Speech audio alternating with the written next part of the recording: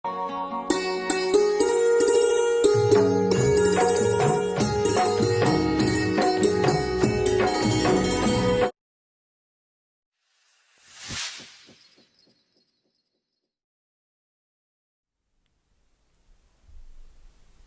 আলাইকুম everyone, welcome back to my channel. আশা করি আপনারা সকল ভালো আছেন। আজকে আমি আপনারা লগে শেয়ার করব একটা পিঠার রেসিপি।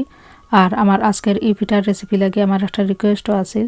আর আজকের এই পিঠাগুন একান্ত আমার আম্মার রেসিপি। আমার আম্মা এগুলা ছোটো ছোটো সই পিঠা বানাইতা, তবে আমি জানি এগুন ধরে ছোটো সই পিঠা নামে, ইয়েলো ছোটো সই পিঠা নামে। বাট যে রিকোয়েস্ট করছিল তাই আরও কিতা নাম দিছুন খাসলি পিঠা। আসলে আমি চিনছিলামও না এই নাম শুনিয়া। এরপরে গিয়া তাই আমার একবারে এক্সপ্লেন করিয়া কইছেন আর কি জাত পিঠা। তো আসলে যে সময় এক্সপ্লেন করছেন আমি এমনিও চিনছি, কারণ এই পিঠাটা আমরা ছোটো থাকতে খাইতাম, আমার আম্মায় বানাইতা। আর এই পিঠাটা বানাইল নুনের বড়ার খাই দিয়া, মানে নুনের বড়া দিলা করুন ওলাও আর কি বানাইল। তো এখন আমি পিঠা বানানির প্রসেসও যাইরাম কি। তো এখানেও দেখতে পারা আমি একটা পেঁয়াজ নিছি মিডিয়াম সাইজর। আর এখানেও আমি এক টুকরা আদা নিছি আর কি। আমি আপনারা দেখাইলাম কতখান বড়, ওলা আঙ্গুল দি মাফিয়া আর কি আমি নিছি। তো ও আদার টুকরাটারে আমি আর কি খাটিয়া আর ও পেঁয়াজরা খাটিয়া বাদে আমি ব্লেন্ডার করে দিম। তো এখন আমি ও আদা আর পেঁয়াজ খানি লই দিছি একটা ব্লেন্ডারও। আর ও ব্লেন্ডারও আর কি কিছু পানি দিয়ে আমি ব্লেন্ড করবো। তো এখানেও আমি হাফ কাপ পানি দিছি।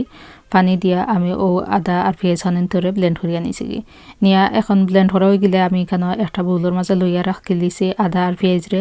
আর ও ব্লেন্ডার দইয়া এখানেও আমি ও পানি রাখছি। এখানেও আমার সবটাই মিলাইয়া এখানেও 3 কাপ পানি আছে। তো আমি ও পানি দিয়েও আর কি আমি খাই করমু। আর লাগবো আমার এখানে গ্রাউন্ড রাইস, মানে চাউলের গুঁড়ি যেটা আর কি, যেটা এপারে ফাইন গুঁড়ি ইটা নাই, একটা যেটা আর কি দানা দানা গ্রাউন্ড রাইস একটা হয় আর কি, ওটা আমি রাখছি। তো গুঁড়িও রাখছি এখানে আমি 3 কাপ।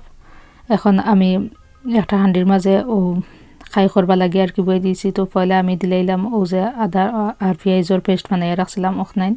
আর ও যে পানি আমি দেখাইছিলাম ও পানি দিয়া আর কি অক্সিন ধরে আমি একটু জালও বই দিছি। একটু যে সময় উতরানি উঠি যাব বাদে আমি দিলাইমো গুঁড়ি। তো এখানে আমি লবণ দিলাম আমার স্বাদ মতো। আর ছোটো 4 চামচে হাফ চামচ হলুদ দিছি দিয়া। এখন আমি ও পানি ফুটিনে একটু উতরানি উঠি গেলে বাদে আমি গুঁড়ি দিলাইমো।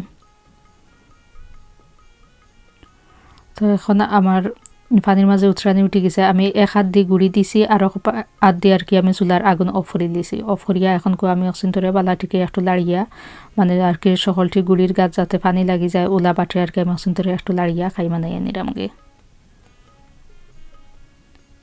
তো সই পিঠার খাই করতে অত বেশি কিছু লাগে না, একটু খালি খেয়াল করিলেও হয়ে যায়। আর সই পিঠা কিলা করা হয় তারও একটা রেসিপি আছে আমার চ্যানেলও। ও রেসিপিটাও যদি আপনারা দেখেন তে বালা থেকে বুঝিয়া নিতে পারবা। আমি আবার ডিটেল মতো হইয়া গেছি সবটা।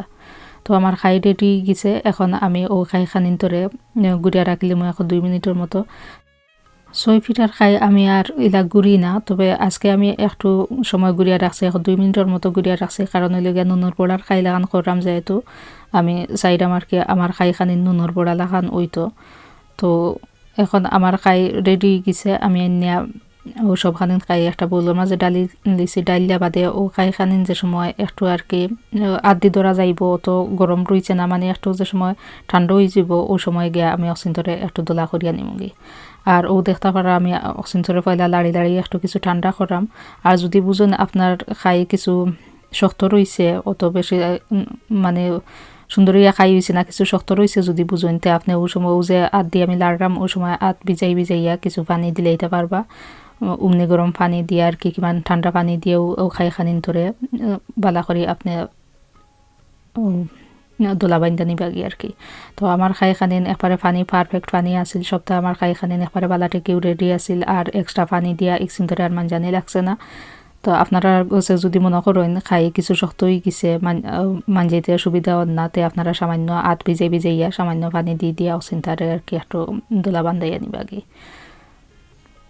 আর পানি কেন আমি যে মগর মাঝে পানি লইয়া দেখাইছিলাম, মগর মাঝে আসিল 3 কাপ পানি। আর আদা আর পেঁয়াজ পেস্ট করার সময় আরও আধা কাপ পানি দিছিলাম। তো আমার হইতে গেলে অল টোটাল 3 কাপ দিয়া আরও আধা কাপ পানি আর কি যেমন লাগছে।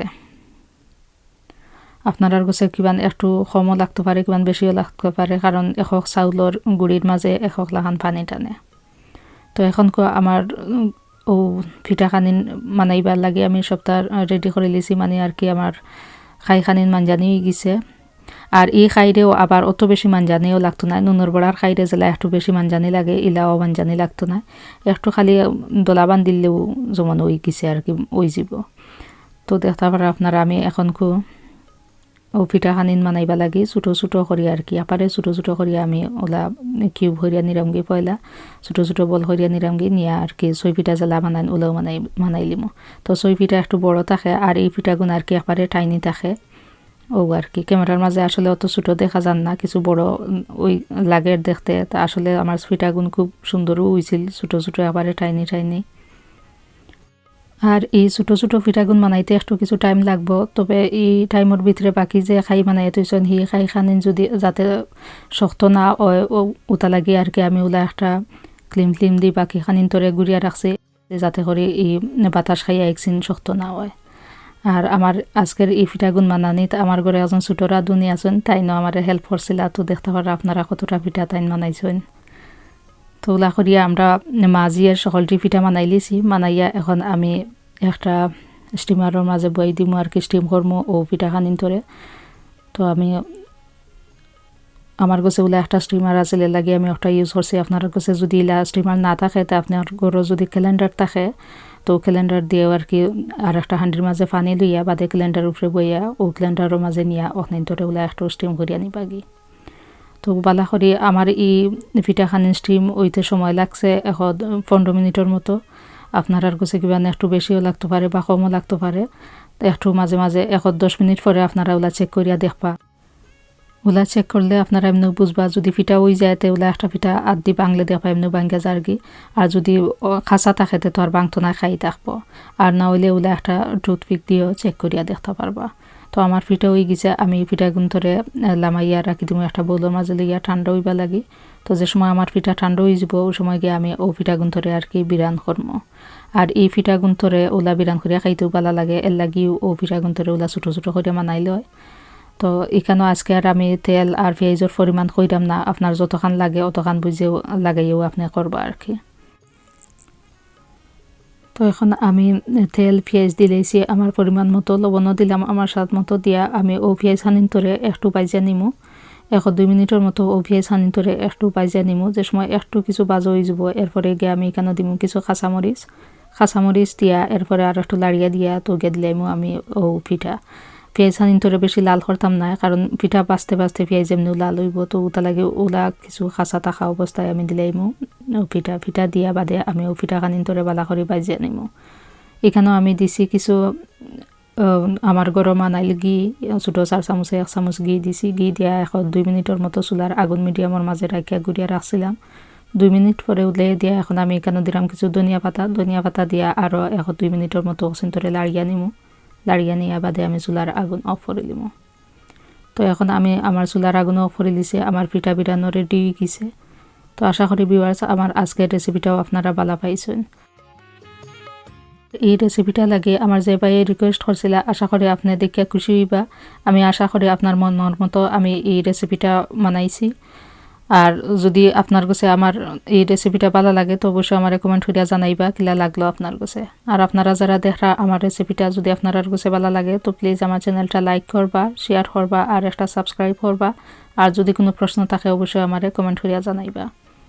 থ্যাংক ইউ এভরিওয়ান, অত সময় আমার লগে থাকা লাগি। আপনারা সকল ভালো থাকবা, সেফে থাকবা, আমার লাগিও আপনারা সবে দোয়া করবা। আজকের মতো বিদায় নিলাম, আল্লাহ হাফেজ।